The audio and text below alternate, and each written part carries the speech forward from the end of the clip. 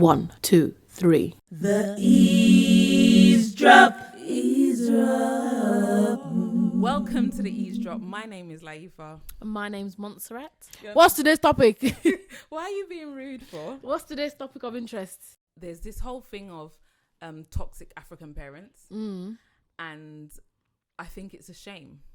I really, really do. I think is a crying shame because I don't agree with a lot of the views, because not every African parent is toxic, and I know that it's all generalizing, but I feel like I can speak, and maybe you can as well. You can speak with high insight, because a lot of, say, the content creators that I've listened to talk about toxic African parents do not have children.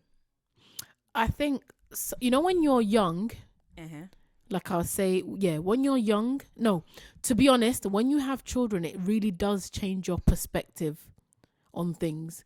Prior to having kids, I probably did think, there's not even I probably did. I did think like, no, you guys are toxic. Yeah. But when you have kids and you realize like where your parents are coming from and what they've had to deal with, you know, I always tell you, I couldn't handle 5% of what my mom has been through. I couldn't. I know I would not survive it. I would crumble. Just a little thing that happens to me, I'm like, oh God, what's going on? So imagine going through what they have gone through, or how they, and also our parents are only trying their best. They only did what they knew how, and also they were going off of how they were brought up. So to them, a lot of things that they probably did, they didn't see anything wrong with it, because that was the norm for them. And I think obviously it's now down to you, because remember, we're now westernized. Some of them are still not. They're still within their ways. So it's now down to you what you want to do with this information. So it's up to you if you want to now pass it down to your own children or change it. I mean, what can you do? They're your parents. Are you going to throw them away? And you know, I was listening to this thing yesterday, you know, apparently, you know, we always say, you know, the kids, the children never chose to come. We brought them here. This lady was saying that actually, no, it doesn't work like that. That apparently you're something to do with the soul. Okay. It attaches. Basically, God gives you, according to this woman. So children are brought to you because they need you, or something along those lines. That's sweet. But I don't believe it. I believe that we chose to have the children, so you must deal with them well and train them well. I think whatever that theory is and where it comes do from. you know what? I'm sorry. I'm probably not. I explained that so badly, but it was deeper than that. I'm just giving you a little. Is this synopsis? Right, go ahead. I feel like what she says sounds very romantic, and it could. It sounds. I don't know. Yeah, the soul and listen. I need that parent. Come on, give me.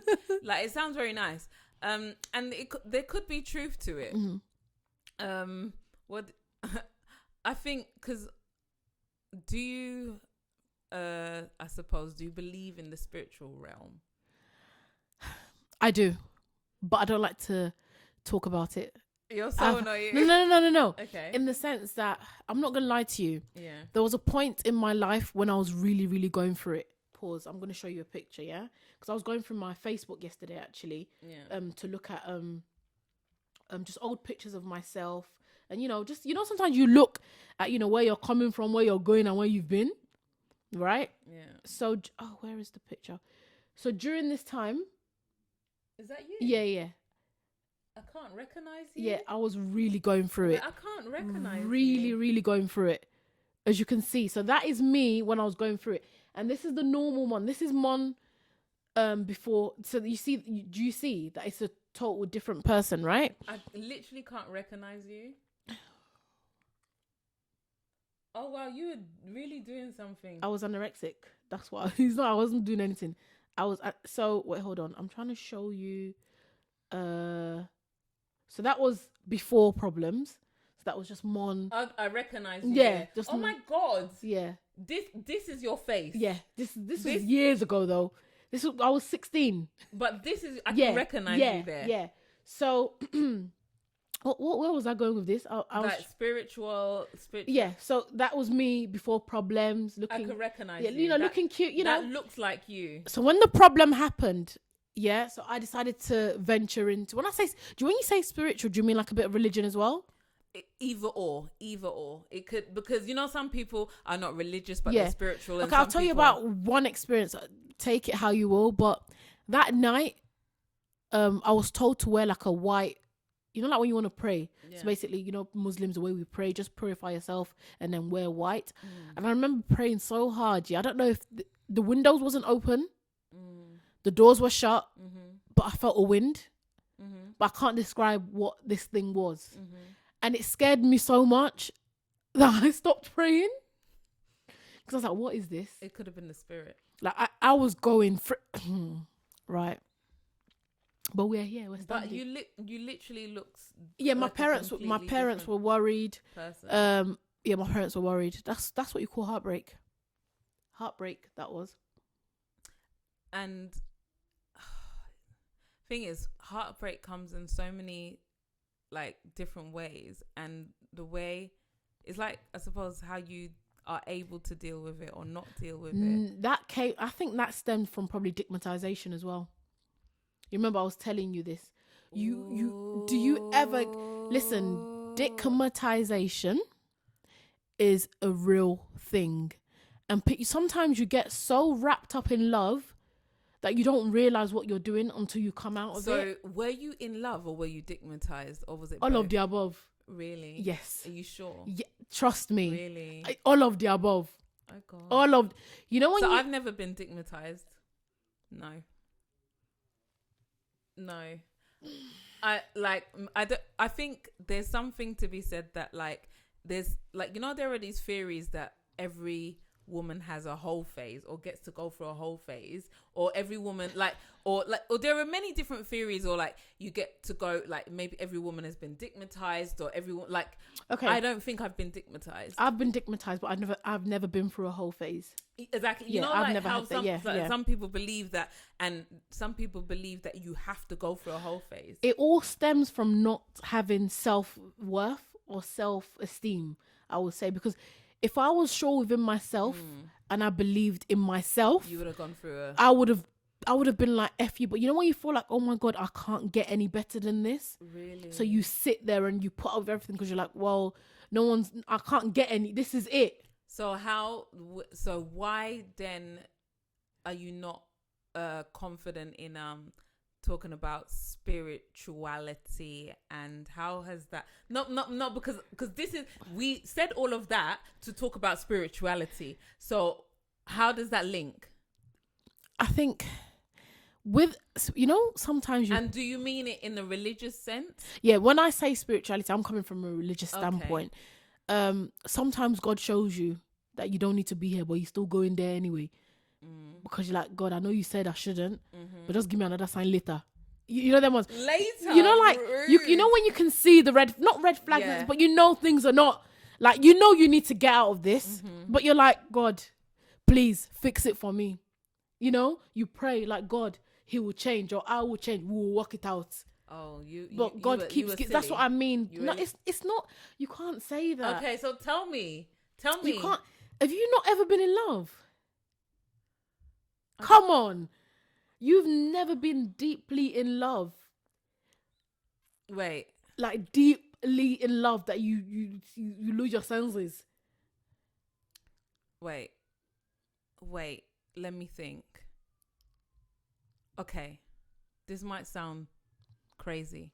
So, I don't know if I've ever given myself enough to fall so foolishly. And when I say I don't, foolishly is a bad word. Sorry. I don't know. So, gather my thoughts, girl. Okay.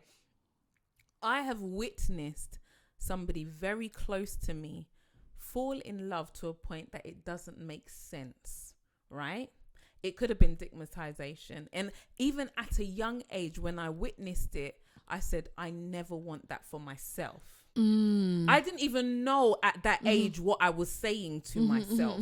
So yes, there have been instances where I've been in love, or at least now in hindsight, I realized that it was infatuation and it was not love. Oof. Because I know what you're saying about being so in love. Because Maybe it was infatuation. No. It could have been love.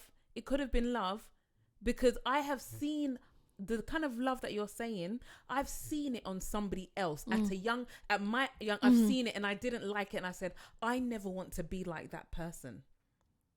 So, I might have subconsciously told myself that I'm never gonna like maybe like a boy more than he likes me. Do you understand? I've always been told that from a young age. Sorry, that whenever I don't know if it's an African thing or a Nigerian I've thing. never heard it before. So basically, they say to you, whenever you're gonna get with somebody, make sure the guy likes you more. I've never heard it. Yeah, all the elderlies, they always used to tell us that.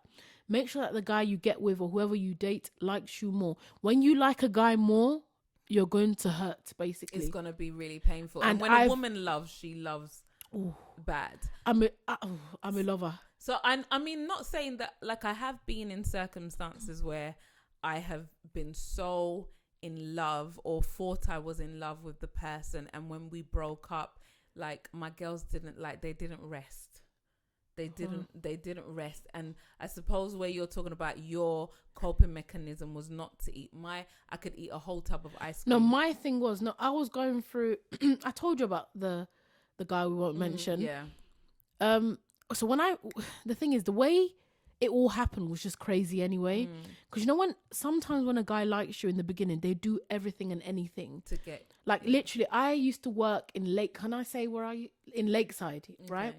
So say he would come all the way from Peckham to Lakeside on a bus mission. just to come and see me at lunchtime. So of course, who's not gonna afford? And you know me, I'm very like little things. Like, I feel like little things little things amaze me. Are you easy to please? Very. Okay. Very. So he would do stuff like that, and those times I was like, nah, I'm not really feeling it. Like, you're not really a bit of me.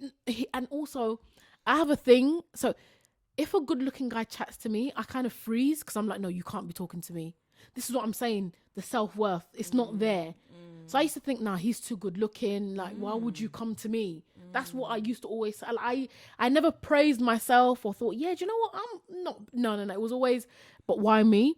So anyway, so he would do stuff like that. So he'll come unannounced. Like, say he knows I'm finishing at 5, he will be there at 5 p.m. Just to be like, I'm just going to get on the bus with you all the way home. Well, come on, how will you not love? Yeah. Because you're thinking, actions. But no action is good action. So anyway, so in the end, we started dating, started going out. It was getting serious. So many things, sometimes you see a sign. Yeah. I'm going to share this experience. I don't know if this will be put in. I don't know.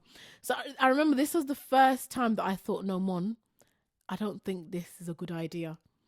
So he had an argument with somebody. Something happened. He had to leave where he was staying. And he was so angry at the people that day. And I was trying to calm him down. And the thing is, when you're both angry people, like, the thing about me is I get angry very easily, but I get over it very quickly. So you might piss me off right now and I'll tell you there and then, but I'm over it. I'm not going to hold on to it and then be pissed off for years. You're going to know there and then, I didn't like what you did there. And then we move on. So we're both like that. Right?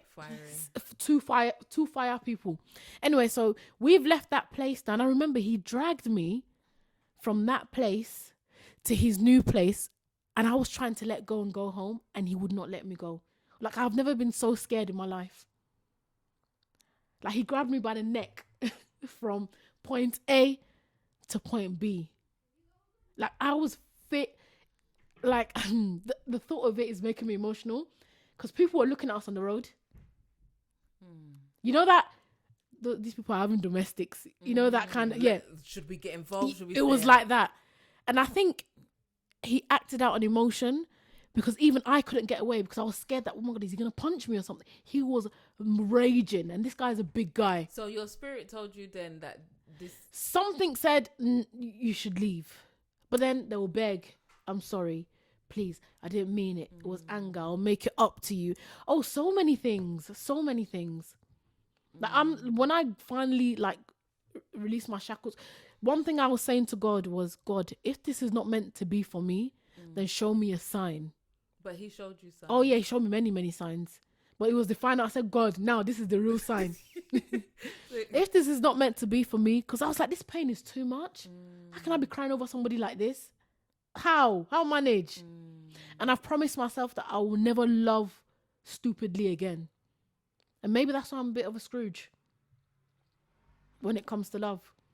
I think love is a weird one because like you might not necessarily be like so deeply in love with the person when you first meet and you love them, but time can make love grow as well. I refuse to let it grow. So I'm definitely of the like time makes it grow. And the funny thing is, a lot of things happen within in time. So then it's like, oh, okay, right, he stuck around for that, or you got to remember, like, you came by yourself and you're going to go by yourself. Yes, I refuse to tie. Yeah, but that doesn't mean like we're not supposed to be like, yeah, we came by ourselves, we live by ourselves, but like God didn't bring us onto this earth to be lonely. No, you don't have to be lonely. You can still love and not be lonely. And when I say lonely, I don't just mean that with like sexual partners or I mean like lonely could like friendships. Yeah, of course. We're like, humans. We need human interaction. Yeah. I get that. I think what I'm saying here is coming from a place of fear because I don't want to go through that again. Ooh. I didn't like who I was then. And I've worked on myself so much that in regards to that, obviously there's other things as no, but in regards to that I never, ever want to go back to that girl. But where does that put you in, like, say, your current situation? I don't think about it. Really? Yeah, I just live. Because I cannot come and die. Well, I don't think about it too much. I've got responsibilities now. You got to remember that. Yeah.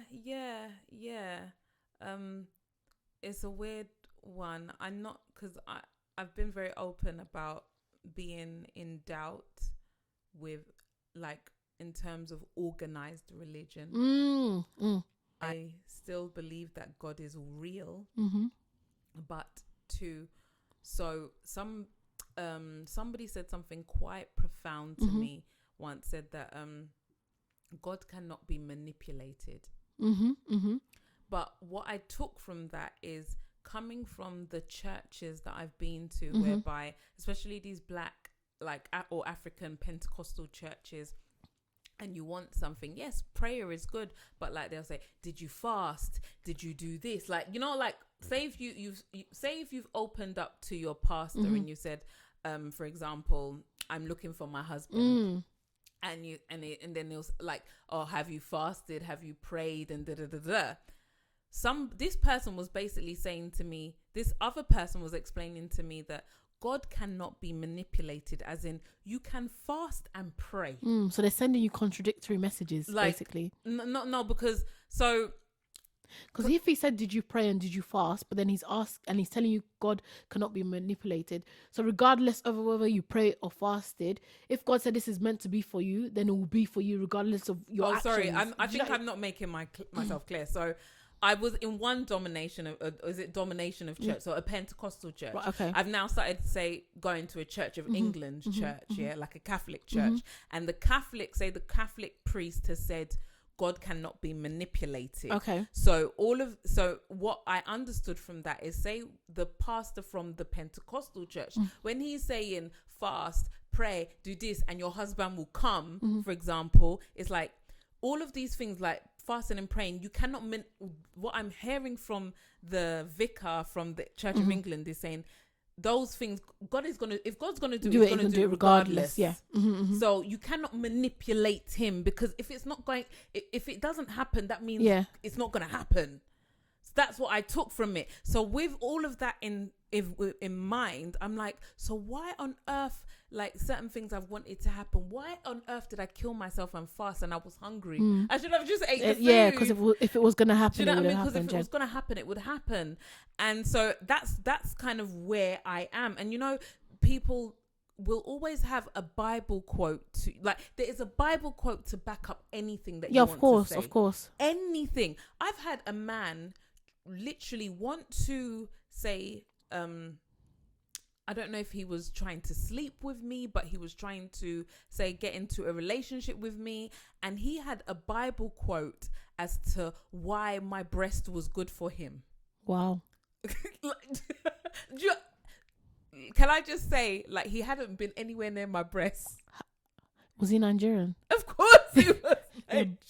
They're really nori, you know. Oh my God. Like, literally, like, he had a quote. Something about grapes and cherries, and like, I'm swear down as to why, because obviously maybe those times I was wearing things a bit more figure hugging, and I like my boobs. Yeah. So he had a quote as to why my breast Well, good was for good him. for him. Wow. Yeah. What? I swear that I wish I Very inventive. So there's a Bible, if you want to, and I'm like, sometimes it also has to be context, because people could take out a quote, but then you have to read the first, say, verses before it, Yeah. and the verses after it, Yeah. because then it gives you context as to what God was actually saying. Speaking of, like, you said he's a pastor, right? Was he the guy that said about the boobs? Yeah. No, he was just a senior person in the church. He wasn't right? a Remember, pastor. I told you about the imam, because I'm Muslim Yeah. by birth, who told me that I'm a demon because I'm you're left-handed. left-handed, Yeah. yeah. So it's a bit. So where'd you go from there? If you're an imam and you're telling me I was born with like this, do you get where I'm coming from? Yeah. And you're telling me that I'm a demon, but I'm also a child of God. So make it make sense. I think this is why I say that there are quotes to back up everything. Like, you know how, like, I'm really into, like, history, or at least I'm trying to learn about Black history. And, like, back in those days, the Europeans, the white people, were going to the church, and they were trying to get justified as to why it was a good idea to enslave Black people. Oh wow. Do you understand? They had to take it from the church, as in the high priestesses and the kings and queens, that it was a godly thing, or it was good for them to enslave us, and also justify that we are not human in the first place. Yeah. So that also backs up this quote that you can take anything from the Bible to back up what you want to say to convince anybody. Now all of a sudden they realize that we're human beings, we're Black, we're human, and now all of a sudden they realize, oh no, it wasn't a good idea to enslave Black people. But before, you had a Bible quote, or you had things that were so-called biblical to justify why slavery was a good idea. Boy. So when it comes to religion, and like organized religion, I'm just like, I don't know where to put myself. And do you feel understand? guilty as well? Because I don't feel guilty. I don't. Because if I did, I wouldn't, like, the things that I feel guilty about, I don't talk about. If I felt guilty, because I'm like, there must be people that are going through this or have gone through this, and I'm sure there will be somebody who will put down a quote and be like, oh, maybe this is just a phase, and blah blah blah. And yes, if it is just a phase, allow me to go through this phase. Oh yeah, of course, because this might be, for all you know, this might be part of my grieving. It's true. I don't know, but I'm grieving hits it does people differently, and you'll never know until you go through it. So like, so I'm like, I'm very open to, like, you know how people talk about chakras, and you know I love a bit of that, but I never like delved into it because yeah, it's against my like, I want to do, like, I've always wanted to do the, you know, the sage around the house, but I know if I bring that, the roof will come down in your household. The thing is, like, so like, and everybody has a theory for something as to why this is demonic, and you don't know which spirits you are calling in. You might be, and I'm like, raw, you are the most godly, but you might even be the spirit that I need to cleanse. Talk about it. Do you understand? I might need to sage you right now. So like, talk about now it. I'm a lot more, and I don't know. Also, maybe it's because that form of spirituality is becoming more commercialized. Yes, you know when something is. Am I shouting? You know when something is trending? Have you noticed when something is trending, all of a sudden it's like a... and that whole chakra thing, it's a trend now. Now it's becoming like a costly thing. People are like, oh, the right type of... all that astrology and stuff. Yeah, so, I don't know. So now I'm just... I think now my thing is I respect it. Whereas, you're open to... Yeah, before, where I would have shunned it and shut it down, I'm like, I have a respect for it. If that's what you want to do you. I might take whatever you say with a pinch of salt, because I think back to one of our earlier podcasts, you said something about question everything. I've always questioned everything from a young age, and it's gotten me in a lot of trouble. Oh yeah. And I refuse to stop questioning. I question everything. I might still do what you say, but I'll still question you. And I always tell my children to question everything as well. And they do question everything. And I always remember not to get annoyed because I told them to question everything. Because remember, when kids ask bare questions, like, but then I have to stop myself and actually answer it, because I want my children to question everything. You have to question everything. Now, this goes back to what we were initially talking about toxic parents. Because when you're growing up, you're not allowed to ask anything. And their word is Bible or whatever. And I feel like I do a little bit of that with I think part of it comes out of laziness. Like, please don't ask me questions right now. I'll answer. I'm like, even if I'm tired, I will answer. So these are things that I'm not sure if I answer. I saw a quote somewhere again. This person was saying that some of you have is it like lack of self-confidence or lack of something along those lines, because your parents have always told you to stop when you were trying to express yourself or be creative. They've always shunned you down, not because they're bad parents. I'm talking about African parents. It's like, please go and read the book. You might have been trying to sing or dance or do a little, when they're like, focus, and you've killed that real you. So now you want to come out and be all like flamboyant and be yourself. You keep having that self-doubt. Like, why am I doing this? What am I doing this for? And also, I feel that some of these African parents, especially like our parents' generation and older, they didn't necessarily have the vocabulary. It's not just a language barrier for people. It's like maybe there's not something to explain it in their own tongue. Yep. And also because like, say, for example, I remember growing up, and say my mum would tell me to go and get the brown jumper, right? And it's not a brown jumper. Or she'll say, go and get the jumper. She won't even describe it as a brown jumper. It might even be a hoodie or a cardigan. A cardigan, do you understand? Yeah. So you're not having the vocabulary. I'm like, so I've gone there's a hoodie there, or there's a cardigan, but there's no jumper. Yeah. So I've come down and I've said, Mummy, there's no jumper. That one there is on the bed. Yeah. So I've looked and I've stood by the bed and I'm like, there's nothing there. There's nothing that I can see a cardigan there, but I cannot see a jumper. So you come downstairs again, Mummy, it's not there. And they will now show you, is this not what I'm talking about? But this is not what you said.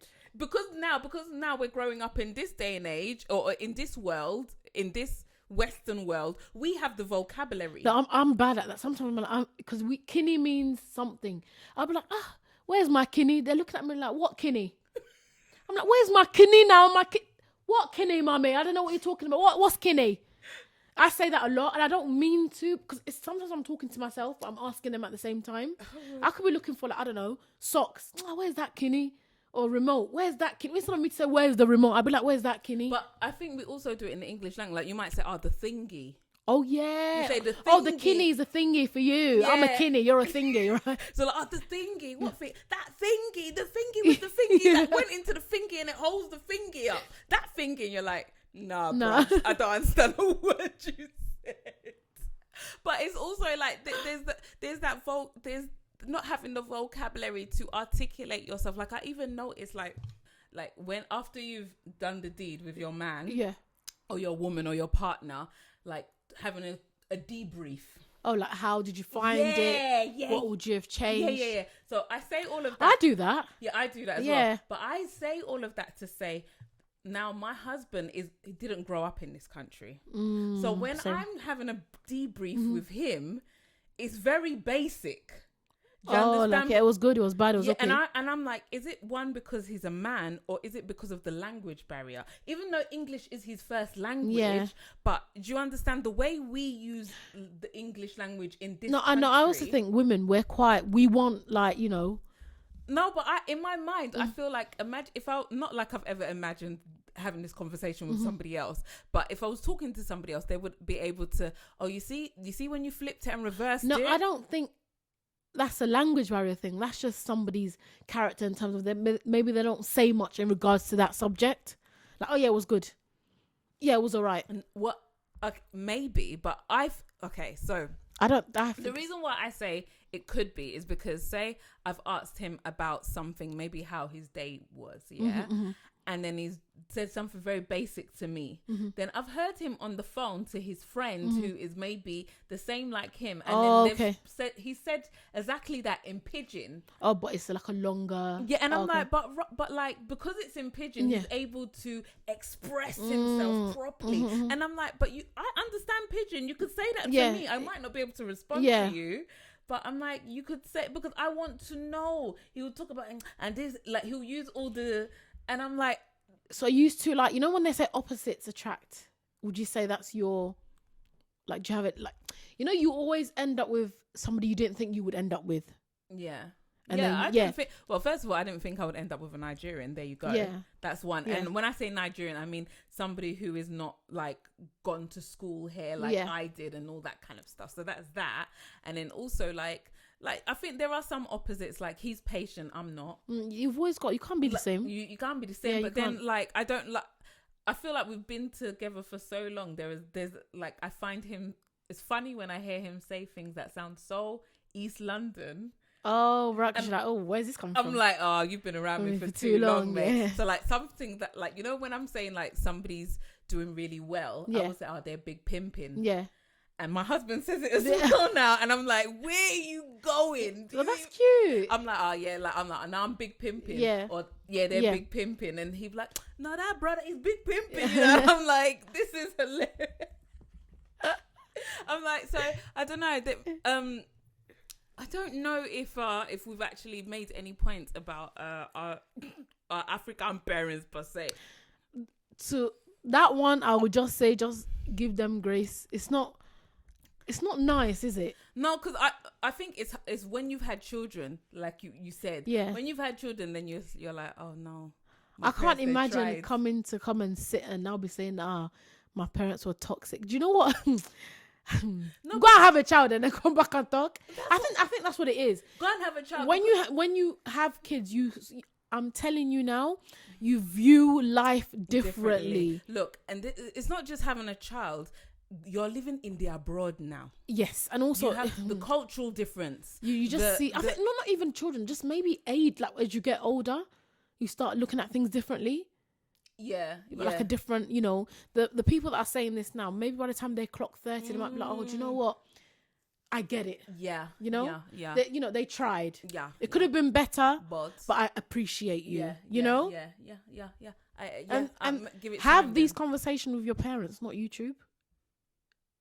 Or in what I mean by that is, so you know how I haven't seen videos, so I'm just going by what I imagine the video to be like. I haven't actually watched these type of videos, but have you had these conversations with your parents? Have you expressed how they've made you feel? Or have you told them that, you know, this is what you did that I didn't like or you were toxic about?